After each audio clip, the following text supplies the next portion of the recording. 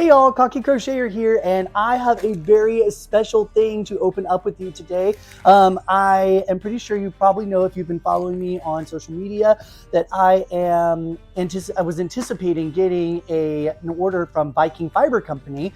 They are an indie dyer out of Colorado, and I already did an unboxing basically with just like the sample skein that he sent me. But after that, and doing my swatching and everything, and the project I have in mind, I finally got my package that has all of the yarn in it that I'm going to need. So I'm going to be opening up with you here today, and then I'll talk to you about the plans that I actually have with this yarn. So let's get started. All right, here we go. So got my scissors here. Let's be very, very careful not to accidentally cut the actual yarn. Okay. All right, here we go. Okay. Ooh. Oh, looky there. Oh my goodness. It's an order form and a note. Ooh. So many beautiful colors. Oh my God. Oh. So we've got here several different colorways, but the primary one is going to be, I'm sorry, I'm getting ahead of myself. This is the Nornir DK. It is Kyle's non-superwash merino base, or not merino, it's the non-superwash base. It's a mix of merino, Corriedale, and gray Romney.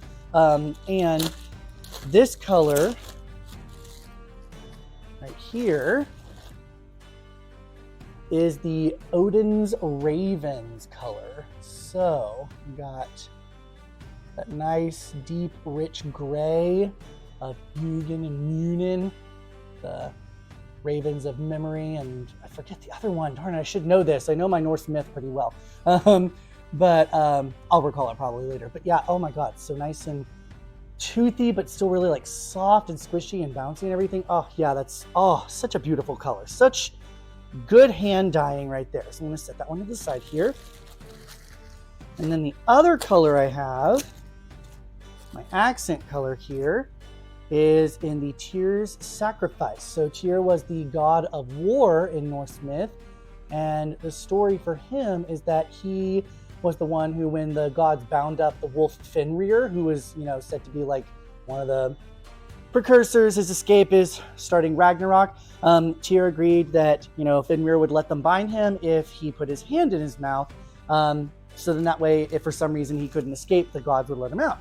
Of course, the gods betrayed him and everything. So Tyr's hand ended up getting bitten off and eaten by Fenrir. So his sacrifice ended up being the reason why Fenrir was able to be bound in the first place. But yeah, there we go. So anyway, we've got two very beautiful colorways. Oh my gosh, just look at them together.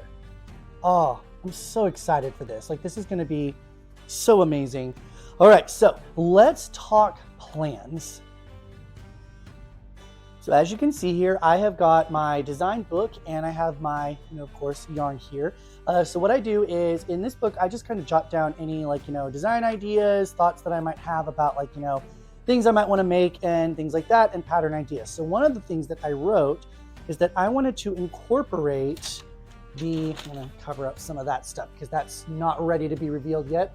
But I wanted to incorporate some Anglo-Saxon rune work into one of my sweater designs. And so, I just wrote down and looked up all the Anglo-Saxon runes and thought, this would be kind of cool to do for people who, just want a little bit something different from just like a normal, alphabet type of thing. And, if you have any sort of Anglo-Saxon or Viking heritage or anything like that, or you're just interested in that type of thing, then you can feel free to use these kinds of designs and patterns in your sweater as well.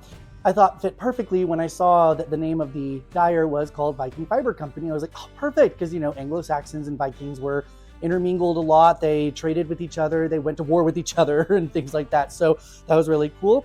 So I actually made up a couple of my swatches from my sample.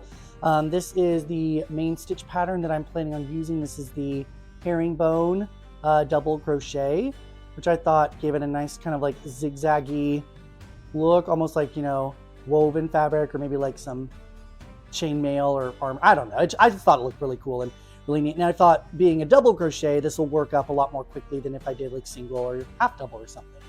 And then the big part was trying to figure out how to do the runes. And so I did an example of just like a couple of runes that I picked randomly just to kind of try it out. So one that kind of had a curve, one that had like, you know, regular angles, and then one that maybe there was like some weird joining that had to happen. So I was like trying to test them all out. And I think this was the one that I was the happiest with. So I was like, okay, we're gonna go with this. I was like, okay, let's figure out how to make a pattern for this. And whoo, that was a little complicated when it came to this part, but I think I did it. And so definitely be on the lookout for that pattern once it is actually ready. So this is going to be the main color. So the body is going to be done with the Odin's Ravens with the herringbone double. And then this rune section is going to be done with the Tyr's Sacrifice, and then also certain like accent parts of the pullover. So anyway, I hope that that was entertaining in some way. If you're interested in seeing the plans I do have with these and seeing them come to life, feel free to please subscribe and hit that bell notification so you can get alerts when that video does come out eventually. You can also feel free to like this video if you liked it. In either case, thank you very much for joining me, and I hope to see you for the next video. Have a great day. Bye.